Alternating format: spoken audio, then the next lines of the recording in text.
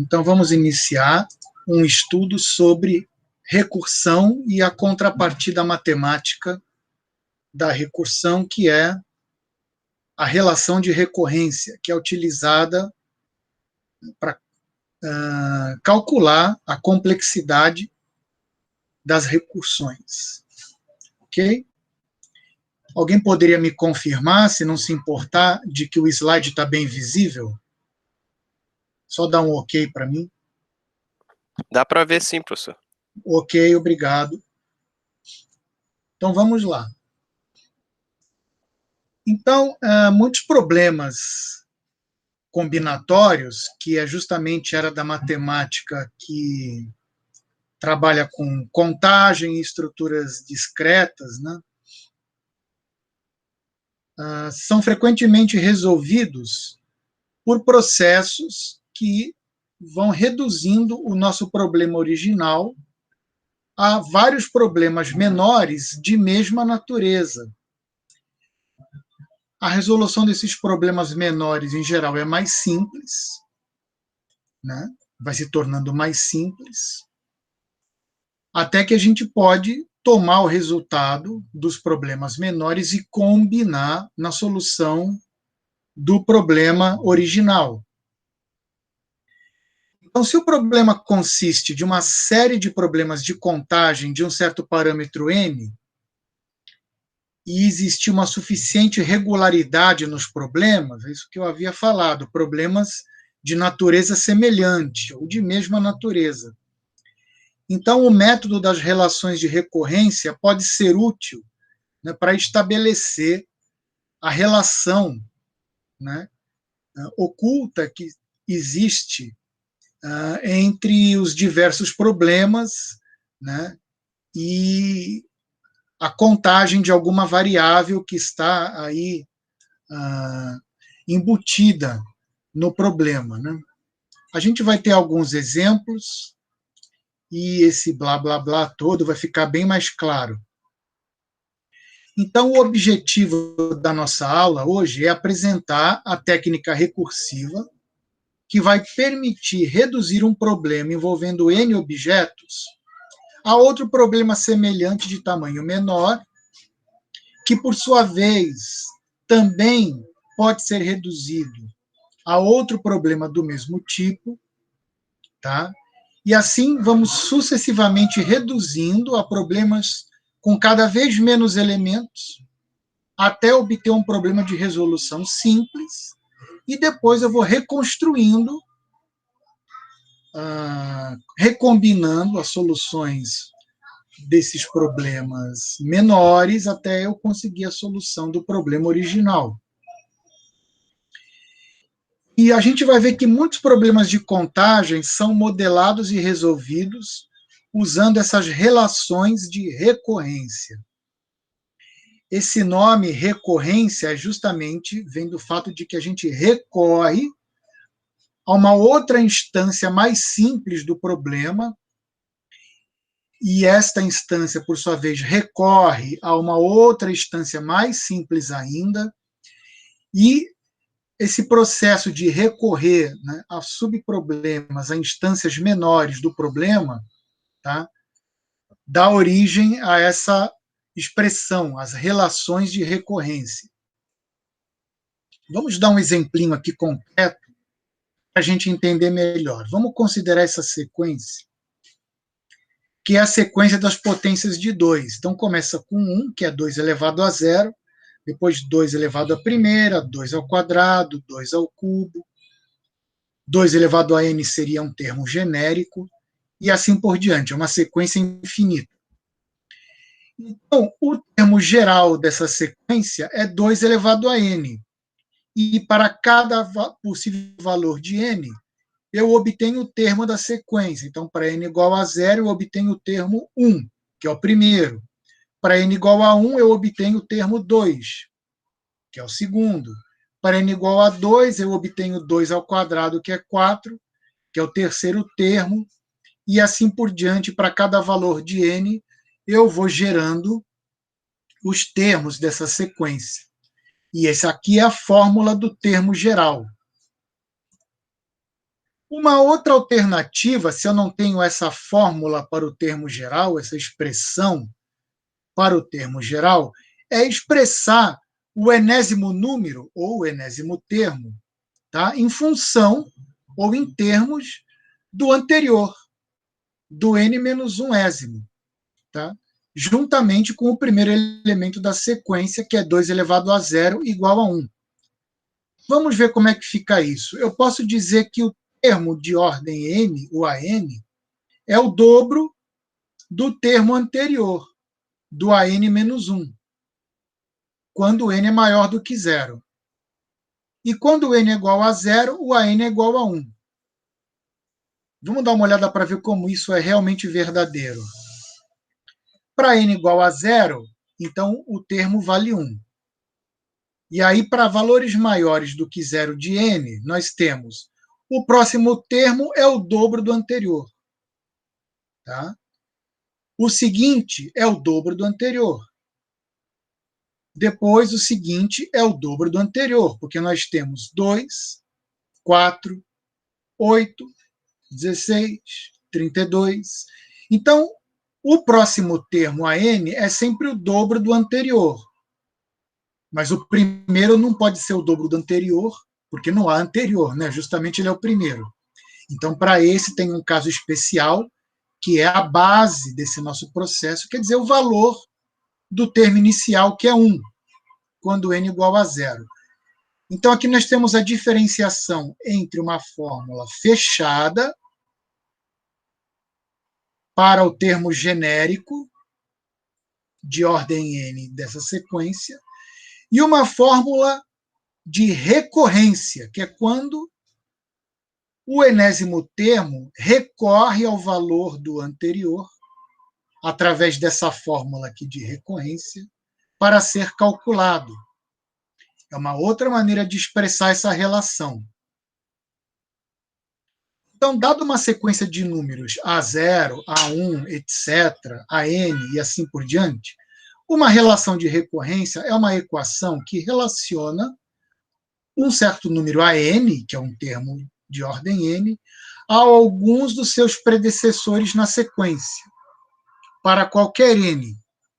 Tá? Isso que se chama relação de recorrência. Escrever o próximo termo em função do anterior ou dos anteriores, de alguma forma, para obter o valor do seguinte. Também temos esse nome, uma relação de recorrência, também é chamada de uma equação de diferenças. Tá? E para que essa relação de recorrência funcione, né, para que ela possa ser calculada, nós precisamos conhecer um ou vários elementos da sequência que são as condições iniciais. São os primeiros termos da sequência, ou as condições de fronteira. São aqueles termos que não dependem de anteriores e para os quais eu tenho que dar o valor inicial. Ok? Então, no exemplo anterior, a nossa condição de fronteira é A0 igual a 1, o primeiro termo igual a 1, e a partir daí o seguinte vai ser sempre o dobro do anterior. Essa estrutura de relação de recorrência a gente pode ver numa relação muito interessante chamada relação de Fibonacci. Então, o problema foi proposto por Leonardo de Pisa, que era conhecido como Fibonacci, em um livro publicado em 1202, ou seja, mais de 800 anos atrás. Então, é um problema bem antigo e bem famoso da matemática. Então, esse problema foi formulado da seguinte maneira: determine o número de pares de coelhos ao final de 12 meses, sob as seguintes condições. Inicialmente, tem-se um único par de coelhos, um macho e uma fêmea recém-nascidos. Todo mês, cada par de coelhos tenha pelo menos 2 meses de idade, produz um novo par de coelhos de sexo oposto. Tá? Nenhum coelho vai morrer durante esse processo de 12 meses. Vamos ver como é que fica isso em forma de um diagrama, para a gente entender. Então, no instante zero, que eu vou chamar aqui de P0, eu tenho um casal de coelhos. Passou um mês e eu ainda tenho o mesmo casal de coelhos, porque eles só vão procriar quando tiverem 2 meses de idade. Quando eles fizerem 2 meses de idade, então eles vão estar aqui, né, ainda nessa geração, vão ter procriado, vão ter gerado um par P1 de macho e fêmea, tá? Que é um novo casal. Agora, no terceiro mês, eles continuam existindo, porque nenhum coelho morre ao longo dos 12 meses. E já procriam um par P2, né? Porque eles já têm mais de 2 meses, né? Então, a cada mês, eles procriam e geram um novo casal. Esse casal P1, como ele só tem 1 mês de idade, ainda não procriou. No quarto mês, eu vou ter o par P0, ele vai procriar, dando origem a um par P3. O par P2 só tem 1 mês de idade, ele continua nessa geração. E o par P1 já tem 2 meses de idade, então ele continua e gera um novo casal P4. E assim por diante, pessoal. Agora eu vou para o quinto mês. Eu vou ter aqui o P0 continua, gera um casal P5, o P3 só tem 1 mês de idade, permanece. O P2 já tem 2 meses, então ele continua, gera um novo casal P6. O P4 só tem 1 mês de idade. O P1 já tem 2 meses de idade, ele continua e gera um casal P7. O que nós estamos vendo aqui? No início, um casal. No primeiro mês, um casal. No segundo mês, 2 pares. No terceiro mês, 3 casais, 3 pares. No quarto mês, 5 pares. No quinto mês, 8 pares, numerados de 0 a 7. E vamos ver como é essa relação de crescimento.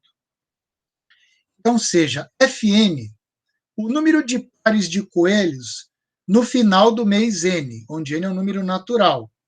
F0, então, vai ser o número de pares de coelhos no início do processo. Aqui é o início do processo, mês 1, mês 2, para cada nível dessa árvore hierárquica que está descendo, eu tenho, então, aqui a representação. Nível 3, terceiro mês, nível 4, quarto mês, nível 5, quinto mês, e a árvore continua. Então, F0 é igual a 1, porque só tem o casal 0. No final do primeiro mês, F1 continua sendo igual a 1, só tem o par P0. No segundo mês, eu tenho o que eu tinha no mês anterior, mais um novo par, que é o P1. E esse 1 aqui, esse valor 1 é justamente igual a F1. A F0, desculpem. Então, eu posso trocar esse valor para F0, porque eu quero obter uma fórmula. No terceiro mês, o que eu tenho? Os mesmos casais do mês anterior, que eram P0 e P1, mais um novo casal P2. E esse 1 aqui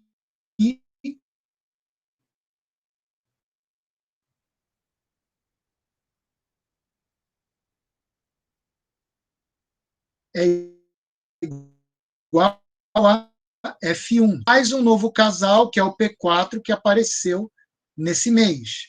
1 mais 1 é 2, e 2 é igual a F2. Então, eu posso trocar isso aqui dessa forma. No quinto mês, eu vou ter, generalizando, os pares do mês anterior, tá?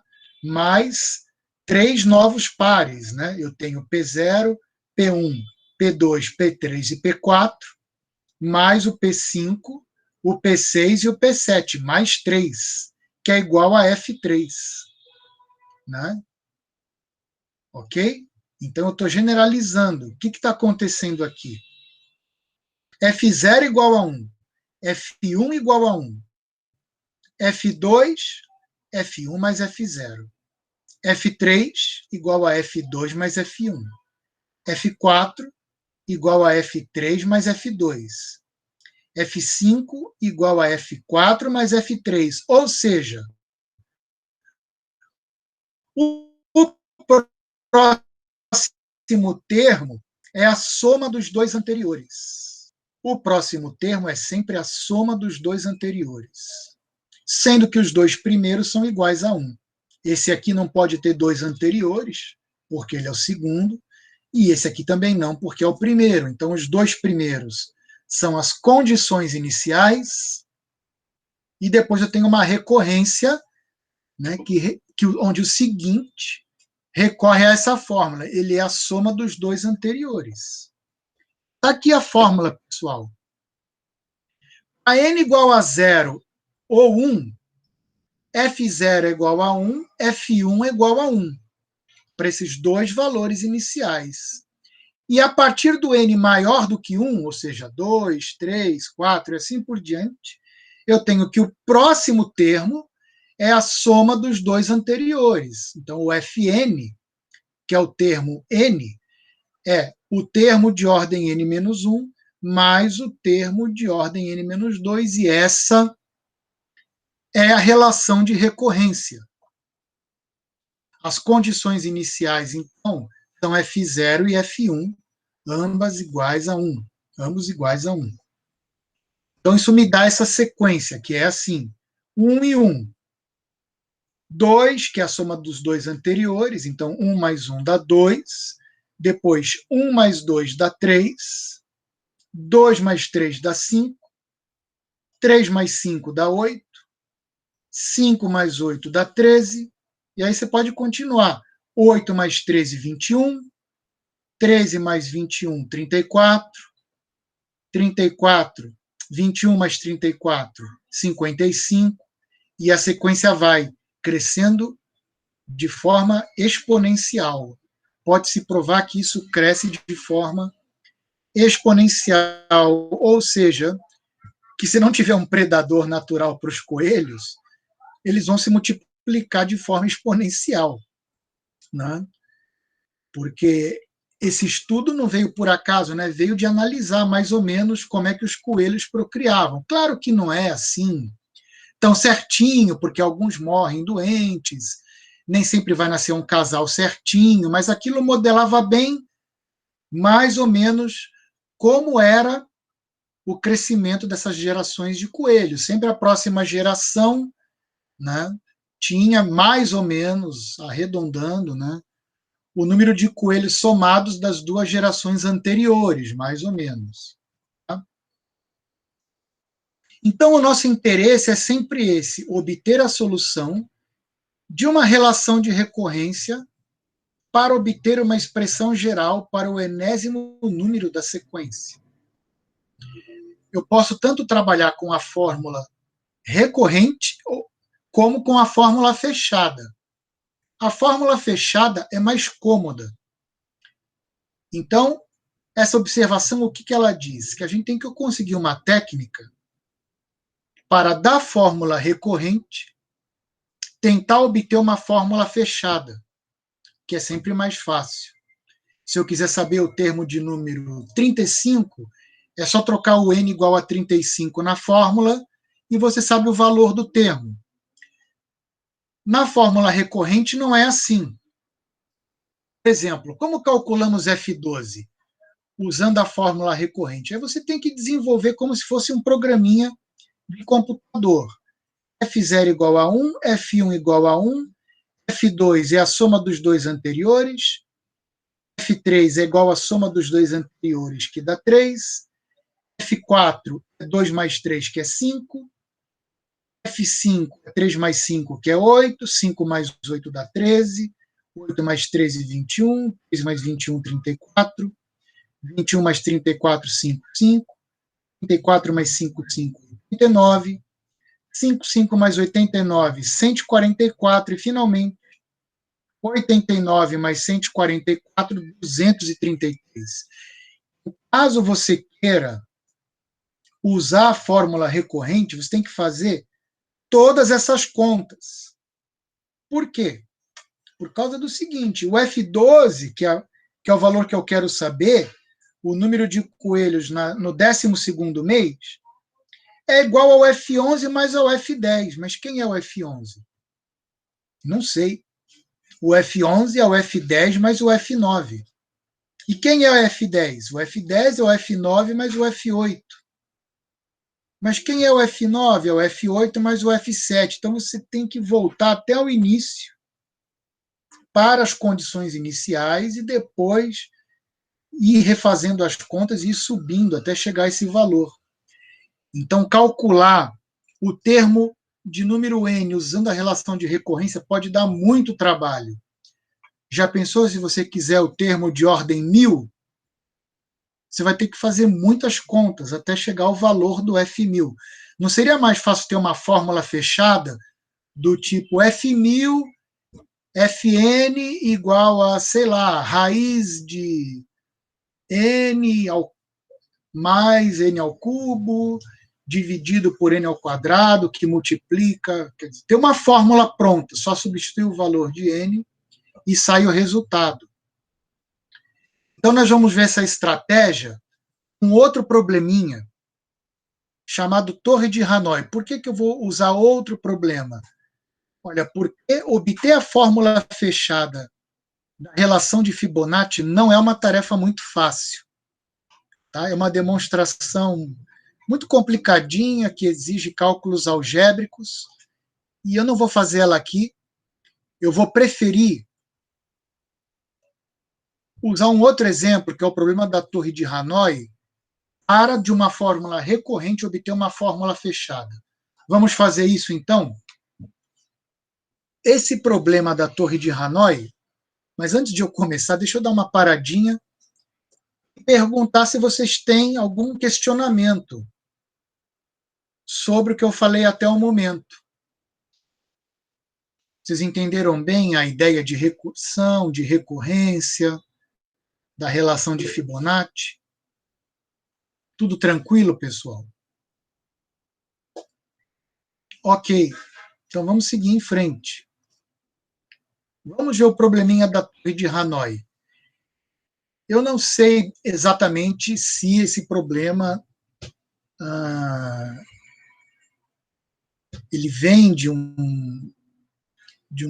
historinha real ou não, que se dizia que num certo mosteiro, se não me engano, né, para testar a paciência dos monges, se fazia esse jogo aqui. Havia 3 pinos e havia discos que tinham, né, um orifício no centro aqui, para que eles pudessem encaixar nos pinos. Tá? E você colocava os discos em ordem decrescente de tamanho. Na base, o maior disco, aí você empilhava em cima dele o segundo maior disco, e depois empilhava em cima o terceiro maior disco, até chegar no menor disco, que ficava no topo da pilha. Então, aqui estão os discos numerados de 1, 2, 3 até M. Tá? Todos os discos no centro, tá? Para poderem encaixar nesse pino. Aí a tarefa é a seguinte: eu quero transferir os discos do pino de origem para o pino de destino, de modo que eles fiquem exatamente. O jogo é o seguinte: eles têm que ficar exatamente assim. E eu vou usar aqui um pino de trabalho, como se fosse uma memória auxiliar, para resolver esse problema, porque ele tem algumas regras. Bom, o objetivo do problema é determinar o menor número de movimentos que são necessários nesse jogo para passar os N discos colocados em um eixo, em ordem crescente de tamanho, né, de cima para baixo, ou decrescente, de baixo para cima, para um outro eixo, mas você tem que respeitar as seguintes regras.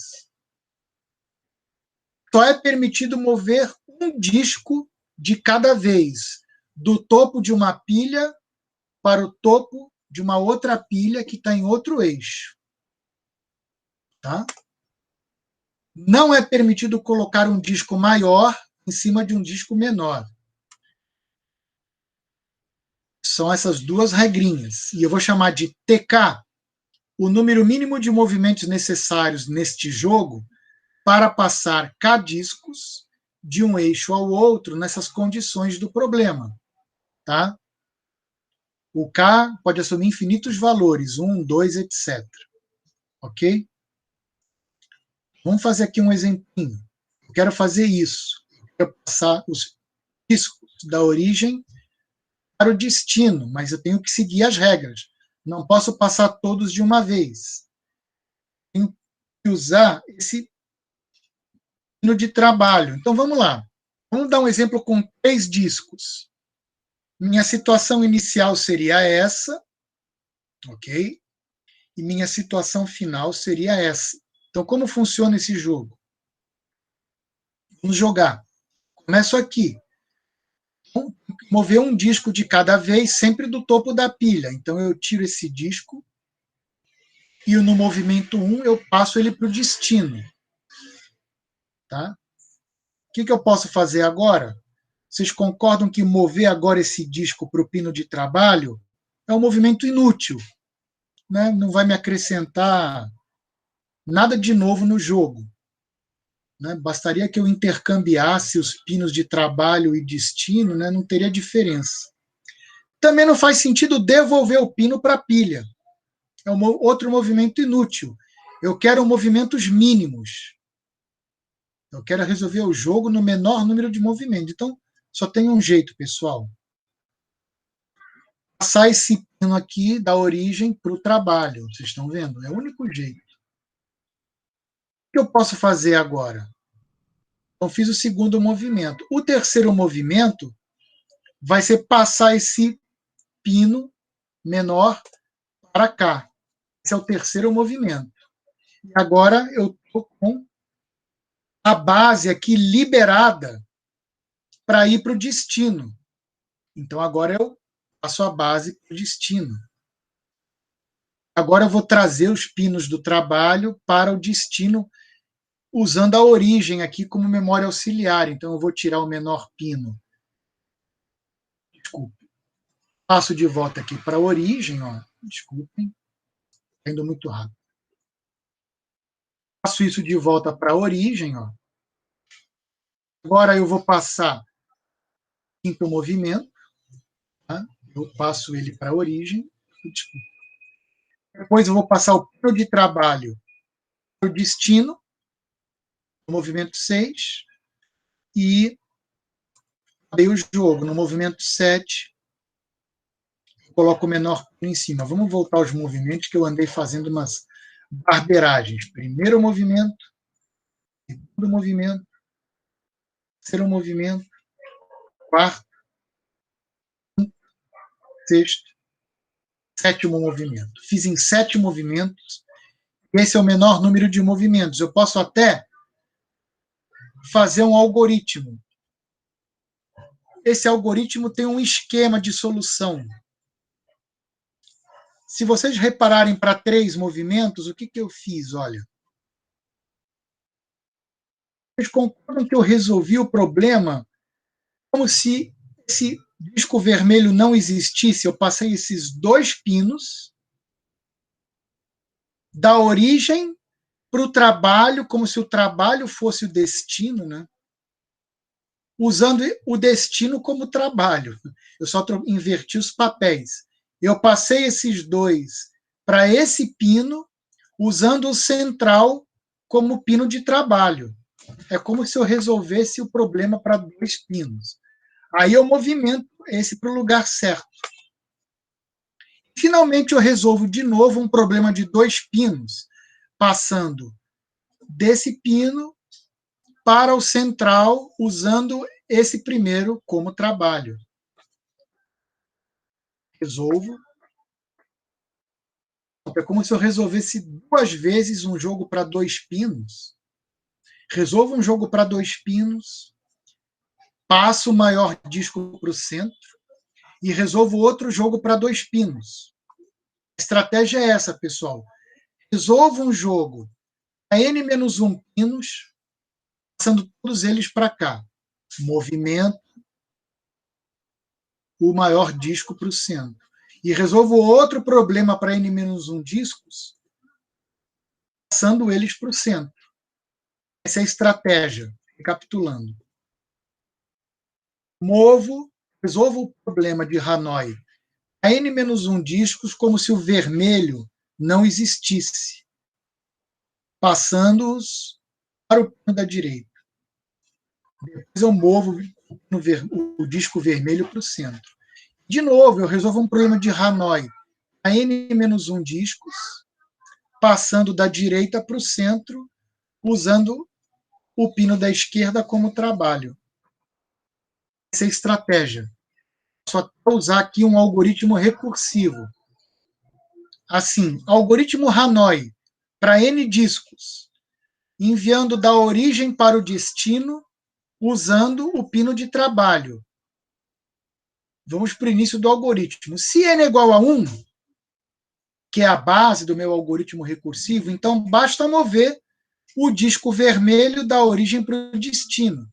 Caso contrário, eu tenho mais discos para mover. Então eu faço o seguinte, eu rodo um Hanoi recursivamente para n-1 discos, movendo da origem para o trabalho, que é o pino lá da direita, usando o destino como pino auxiliar. Resolvi a primeira parte.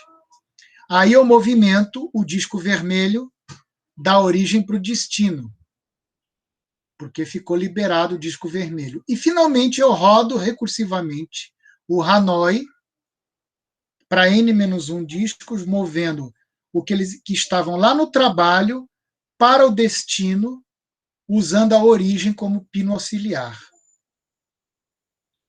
É como o algoritmo de... Essa recursão é como se fosse... Não é como se fosse, mas segue um esquema, por exemplo, de um algoritmo recursivo de ordenação, como merge sort. Eu ordeno a primeira metade recursivamente, ordeno a segunda metade recursivamente, depois eu junto os resultados. Aqui também, eu rodo um Hanoi menor recursivamente para n-1 discos, onde eu movo da origem para o trabalho, usando o destino como auxiliar. Aí eu movo o maior disco da esquerda para o centro, e aí eu rodo um outro Hanoi recursivamente, pegando os pinos que estavam no trabalho para o destino que está no centro, usando o pino origem como memória auxiliar de trabalho. Esse é o esquema do algoritmo recursivo. Se você rodar assim, você resolve o problema de Hanoi. Você pode até implementar ele numa linguagem de programação, tá? Usando 3 pilhas, né? E fazer exatamente essa recursão que vai funcionar direitinho. Quantos movimentos eu fiz? Tá?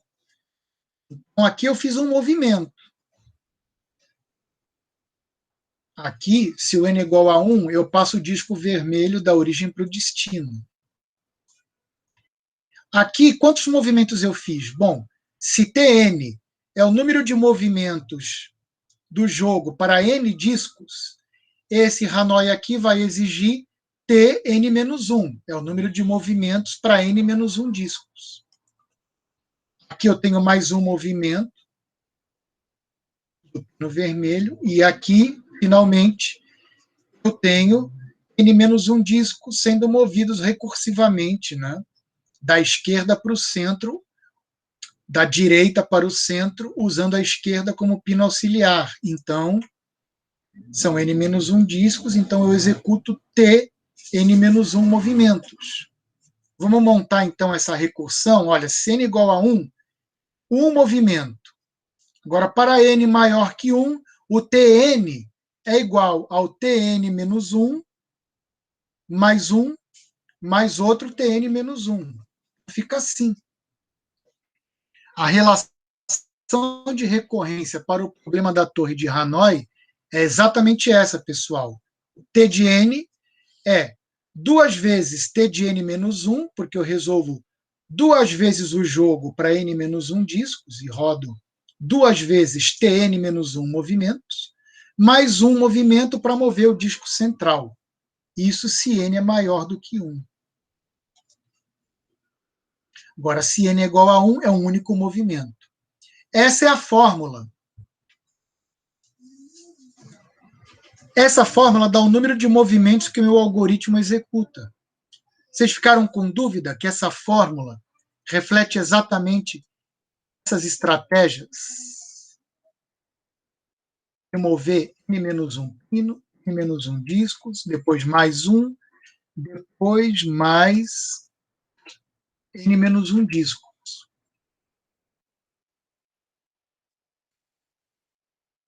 Alguma dúvida?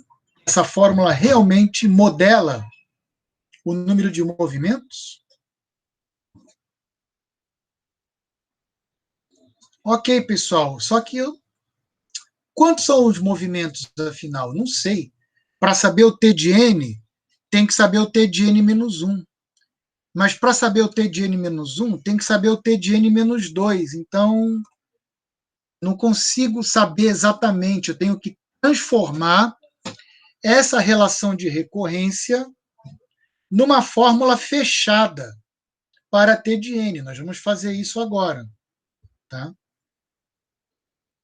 Bom, esse problema foi proposto, tá, em 1883, a formulação matemática dele, né, não o jogo, pelo matemático francês Édouard Lucas, porque ele é francês, né?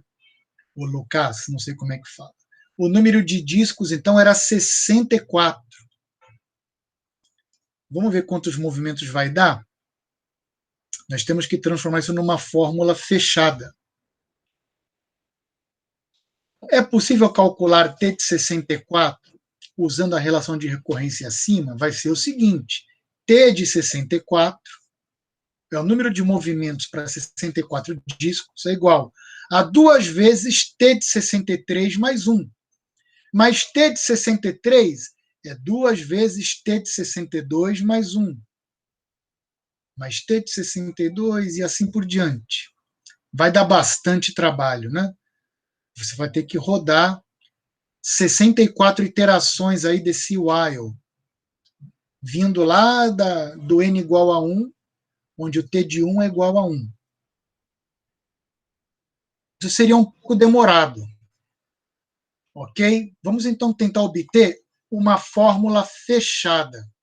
Eu vou fazer isso, pessoal, usando aqui meu PDF manuscrito. E esse PDF manuscrito vai usar uma coisa chamada método da iteração. Mas antes da gente ver esse método da iteração, eu vou falar mais algumas coisinhas para vocês. Existem métodos para resolver as relações de recorrência. Tá? Eu posso dizer, por exemplo, citar o método da suposição e verificação e o método da iteração ou substituição. O primeiro método de suposição e verificação tem 2 etapas. Na primeira etapa, olha só que maravilha, você arrisca um palpite, ou na linguagem coloquial, você dá um chute, usando a sua intuição, para a forma da solução. Depois você usa alguma técnica matemática, como indução, por exemplo, para determinar, né, as constantes dessa forma aí e mostrar que essa solução que você arriscou, que você chutou, funciona. Então, a gente pode considerar essa relação de recorrência para o problema da Torre de Hanoi. Que chute que eu poderia dar, né, para uma fórmula fechada? Vamos tentar tabular o T de n para alguns valores de n. Está aqui minha tabelinha, pessoal. N igual a 1, o T de n vale 1. Tá? Para ter para n igual a 2, né, aqui já tá tabulado. O t de n é 2 vezes t de n menos 1, que é 1, né, menos 1. Então, vai dar 3. Tá?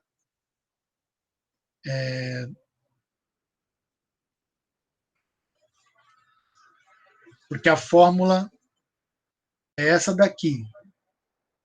2 vezes o anterior, mais 1. Então, recapitulando. O próximo é 2 vezes o termo anterior, mais 1. E o primeiro é igual a 1. O próximo, n igual a 2. T de n é 2 vezes o anterior, que é 1. Então, 2 vezes 1, 2, mais 1, 3. O próximo, 2 vezes 3, 6, mais 1, 7.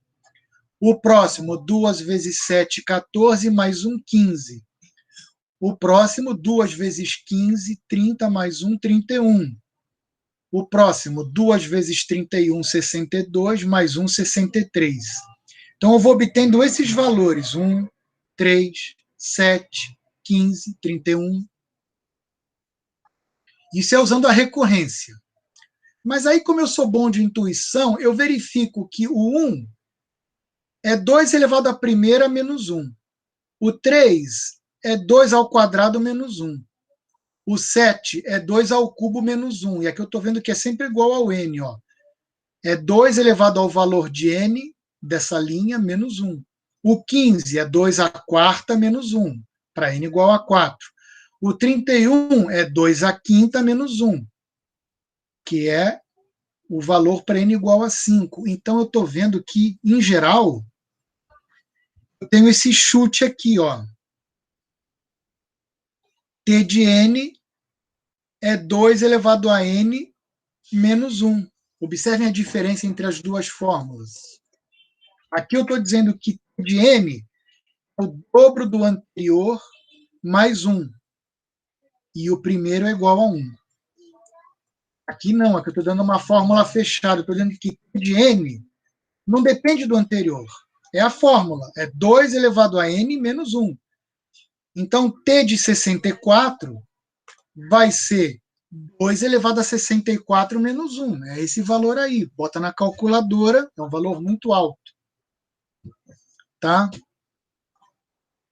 Não depende do anterior. Então, eu troquei uma fórmula onde, para calcular o T de n, eu dependo de valor ou valores anteriores, por uma fórmula fechada, onde T de n é uma fórmula em função de n. Basta trocar o valor de n e você sabe. Então, eu tenho que ser muito bom de chute, de suposição, né, para dar esse palpite acertado. Né? Como eu poderia fazer se eu não tenho essa intuição? Né? Porque nem sempre nós vamos ter intuição suficiente para dar um palpite correto. Às vezes você não consegue enxergar. Às vezes sim. Às vezes não. Quer dizer, a regra de formação da sequência de valores é fácil de você ver. E às vezes não é. Então, o próximo método da iteração permite que eu reconheça um padrão sem necessidade de chutar. Então, eu vou usar uma estratégia. Né? E aí, quando essa estratégia dá certo, então a solução dessa relação de recorrência é obtida resolvendo-se um somatório. Então, esse método consiste esquematicamente do seguinte: eu vou fazer algumas iterações da fórmula recorrente, vou expandindo essas iterações até eu tentar entender qual é a lei de formação. Quando eu entender a lei de formação, o somatório resultante é resolvido substituindo os termos recorrentes por fórmulas que envolvem apenas os casos base, que são aqueles que eu conheço. Está muito difícil de entender assim em teoria. Só daria para entender na prática. Vamos fazer isso agora. Então, considerando a relação de recorrência, problema da torre de Hanoi, que é essa daqui, eu vou jogar o método iterativo ou de substituição, né, que é útil nesses casos aqui que eu estou vendo. O próximo termo é o anterior mais alguma função de n, que é o caso aqui, ó, o t de n é alguma coisa em função do anterior, mais um certo valor aqui, uma certa função de n, que aqui no caso é uma função constante. Tá muito complicado? Então vamos para o exemplo. Tá? Vamos para o exemplo. Olha aqui, pessoal, o método da iteração, como é que ele vai funcionar para a gente. Nós vimos que o t de n ele é o dobro do anterior mais 1. E agora, como é que eu faço? Eu tenho que descobrir quem é o anterior. Mas aí você usa a própria fórmula recorrente. Porque o anterior, quer dizer, o penúltimo, é o dobro, o último, desculpe, é o dobro do penúltimo mais 1. Então, esse aqui é o atual, t de n. É o dobro do... Vamos chamar assim, esse é o último, né? O último é o dobro do penúltimo mais 1. E o penúltimo é o dobro do antepenúltimo mais 1. Então, eu tenho que jogar essa fórmula aqui dentro dessa. Então, eu vou trocar t de n menos 1 por esse valor aqui.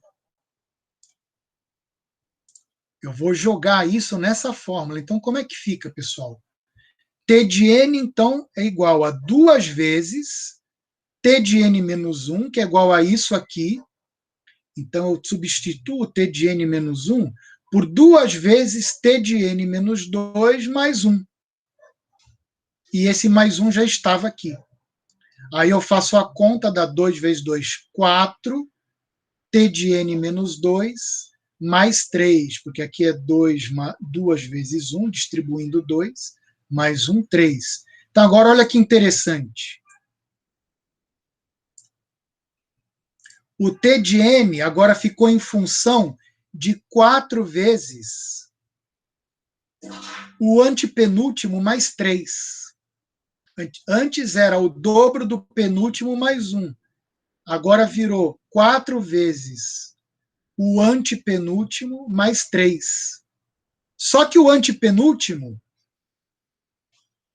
o que ele é? É o dobro, o t de n menos 2 vai ser o dobro do t de n menos 3 mais 1. Você usa a mesma regra de formação. Então, eu posso trocar nessa fórmula o t de n menos 2 por isso aqui, do mesmo jeito. Então, olha como fica, pessoal. No lugar do t de n menos 2, eu tenho esse 4, né, inicial, eu troco por 2 vezes t de n menos 3 mais 1. Eu troco o que está nesse retângulo aqui. Ok? Eu troco aqui no t de n menos 2. Isso vai me dar 4 vezes 2, 8t de n menos 3, mais, distribui o 4 aqui por 1, dá 4 mais 3, 7. Então, olha que interessante, o t de n, que era 2 vezes o anterior mais 1, se transformou em 4 vezes o t de n menos 2 mais 3, ou 8 vezes o t de n menos 3 mais 7. Eu posso continuar, pessoal. T de n menos 3 é o dobro do t de n menos 4 mais 1. Troco aqui na fórmula, vai me dar 16 t de n menos 4 mais 15. Agora você tem que olhar para esses quadradinhos vermelhos e ver o que está acontecendo. Olha aqui, 2, 4, 8, são potências de 2. 16. Então, o próximo aqui vai ser 32. Aqui está ficando t de n menos 1, t de n menos 2, t de n menos 3, t de n menos 4. E aqui você está achando os números 1, 3, 7, 15. Então, depois de eu ficar trocando K fórmulas, após K iterações, o primeiro termo é uma potência de 2, 2 elevado a K, vocês estão vendo? Ó. Na primeira iteração é 2 elevado à primeira. Na segunda iteração, aqui eu tenho 4, é 2 ao quadrado. Na terceira iteração eu tenho 8, é 2 ao cubo. Na quarta iteração eu tenho 16, 2 à quarta. Na iteração K, eu tenho aqui 2 elevado a K. E, de novo, na primeira iteração eu tenho t de n menos 1. Na segunda iteração eu tenho t de n menos 2. Na terceira iteração, t de n menos 3. Então, na késima iteração, eu vou ter aqui t de n menos k. E, finalmente, e esses números finais aqui? Mais 1, mais 3, mais 7, mais 15. Observa que isso é sempre 2 elevado ao k menos 1. Então, vamos lá. Na primeira iteração, é 2 à primeira menos 1. Na segunda iteração, é 2 ao quadrado menos 1. Na terceira iteração, é 2 ao cubo, que é 8, menos 1. Na quarta iteração, é 2 à quarta, que é 16, menos 1. Então, na iteração geral, aqui vai aparecer 2 elevado a k menos 1. Então, depois de trocar várias vezes, é que eu fui chegando, tá, nessa fórmula aqui. Vocês ficaram com alguma dúvida de como é que eu fui fazendo? Eu fui trocando, sempre pela fórmula de recorrência, e desenvolvendo.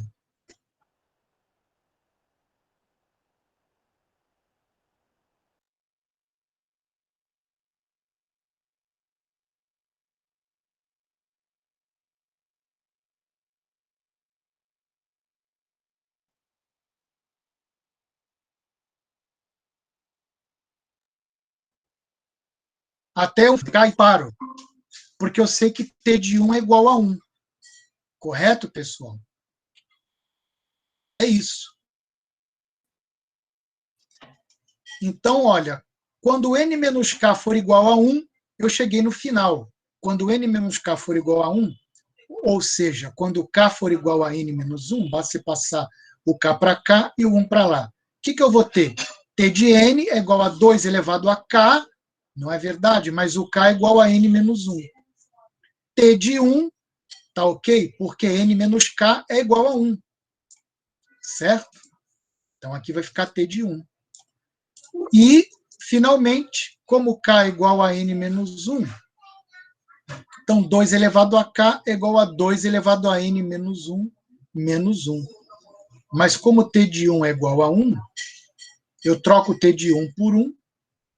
Então, fiquei com t de n igual a 2 elevado a n menos 1, mais 2 elevado a n menos 1, menos 1. Isso deu 2 vezes 2 elevado a n menos 1, que é 2 elevado a n menos 1, e essa é a fórmula fechada final. Eu saí de uma relação de recorrência e cheguei, finalmente, numa fórmula fechada. Então, essas são as contas que vocês têm que dar uma olhadinha, porque eu vou pedir um exercício desse. Então, vocês vão se espelhar nesse exemplo e em outro que eu vou passar aqui embaixo. Tá? Alguma dúvida de como eu desenvolvi essas contas? Coragem que estamos acabando, hein? Falta só mais um exercíciozinho e terminamos. Vamos voltar aqui para os nossos slides e vocês vão ver, pessoal, que eu consegui chegar nessa fórmula aqui. Isso aqui eu tinha feito um chute, mas depois eu desenvolvi aquelas várias iterações e cheguei nessa mesma fórmula, tá bom? usar um outro exemplo aqui de recorrência, que é o problema das ovais, mas a aula já vai com o tempo adiantado. Eu não vou me centrar muito nesse exemplo, tá? Vou passar para exercícios. Aqui no final, eu tenho 3 exercícios que são recorrências. Eu vou me concentrar no exercício número 3, que é o mais dificinho aqui. Não é o mais difícil, é o intermediário aqui. O 1 é o mais fácil, o 2 é um pouquinho mais complicado, então vou fazer esse intermediário. Tenho essa recorrência, t de n vale 1, se n é igual a 1. E t de n é o dobro do termo de ordem n sobre 2 mais n, se n é maior do que 1. Eu vou resolver essa recorrência. Então, vocês estão vendo aqui que o t de n não depende exatamente do anterior, mas depende de um termo lá para trás, que é o termo de ordem n sobre 2. Por exemplo, o t de 16 seria 2 vezes o t de 8, mais 16. O t de 8, por sua vez, seria 2 vezes o t de 4, mais 8, que aqui é o n, né? O t de 4, por sua vez, seria 2 vezes o t de 2. Então, vamos ver como é que isso fica? Então, vamos aqui de novo para o meu PDF manuscrito. E eu vou resolver esse exercício 3 aí do último slide, que é essa recorrência. T de n vale 1, se n é igual a 1. Ou t de n é igual a 2 vezes t de n sobre 2 mais n, se n maior que 1. Então, vamos desenvolver. Como é que eu começo? Eu escrevo a fórmula da recorrência. Aqui. Ok? Só que eu sei que o t de n sobre 2, usando a fórmula, é 2 vezes o t de n sobre 4 mais n sobre 2. Ou seja, no lugar do n, eu escrevo n sobre 2, para usar a mesma fórmula. Então, se eu escrever aqui n sobre 2, isso vai ficar 2 vezes t de n sobre 2, que é n sobre 4. E aqui no lugar do n, eu já sei que eu tenho que colocar n sobre 2. Recapitulando, se no lugar do n, eu escrevo n sobre 2, isso vai ficar 2 vezes t de n sobre 2, que é n sobre 4, mais o n sobre 2, que eu estou trocando n por n sobre 2. Então, esse valor aqui é igual a esse, que eu troco na própria fórmula do t de n. E aí eu desenvolvo, vai ficar 2 vezes 2, 4, t de n sobre 4, 2 vezes n sobre 2 é n, mais n, 2n. De novo, eu vou trocar t de n sobre 4 na própria fórmula de recorrência. Vai ficar o dobro de t de n sobre 8 mais n sobre 4. Ou seja, no lugar do n, eu vou escrever n sobre 4. Então, vai ficar 2 vezes n sobre 4 sobre 2, que é n sobre 8, mais n sobre 4. Uso a própria fórmula de recorrência.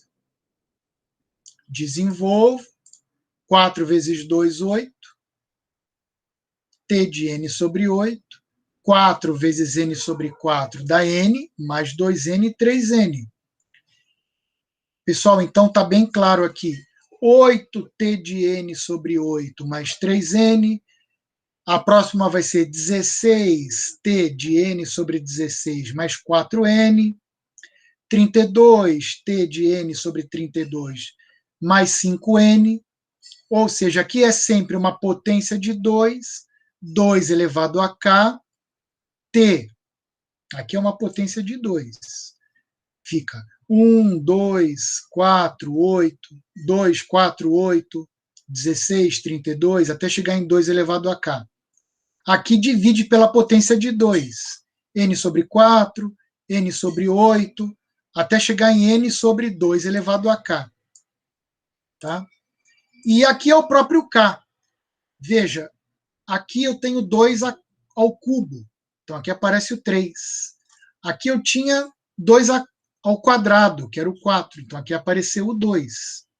2 ao quadrado, aqui aparece o 2. 2 ao cubo, aqui aparece o 3. 2 elevado a k, aqui aparece o k. K vezes n. Vou desenvolver tudo isso até que isso aqui seja igual a t de 1.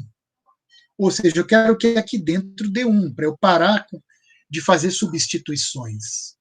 A recorrência vai terminar quando n sobre 2k for igual a 1. Ok? De acordo? E aqui dentro eu vou encontrar o 1.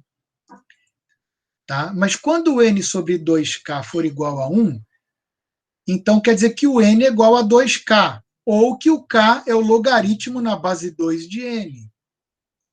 Tá? Aqui n igual a 2k, então quem é o k? O k é justamente o logaritmo na base 2 de n. Então esse é o valor de k.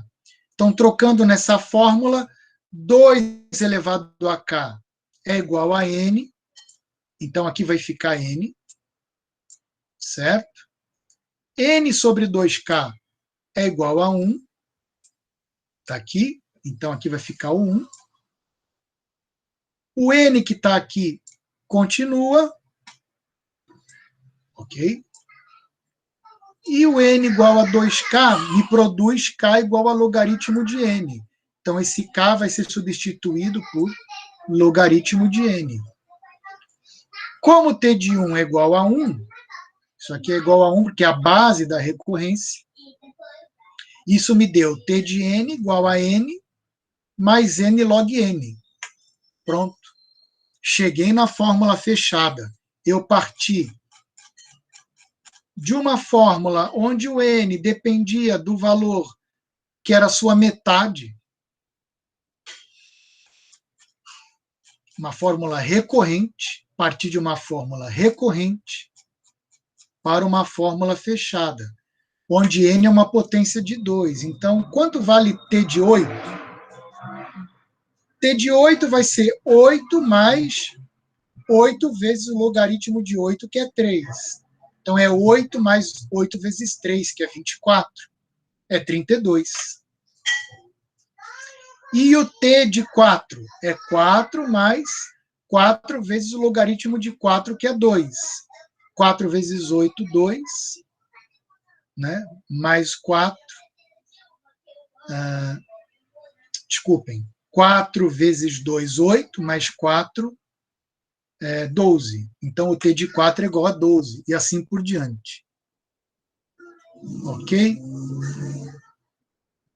Então, vocês também dão uma olhada nessa fórmula fechada.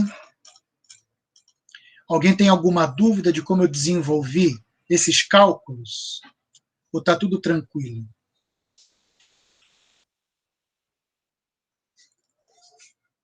Eu vou postar depois para vocês esses slides, tá bom?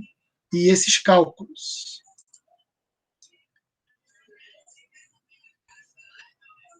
E com isso nós encerramos a aula, pessoal.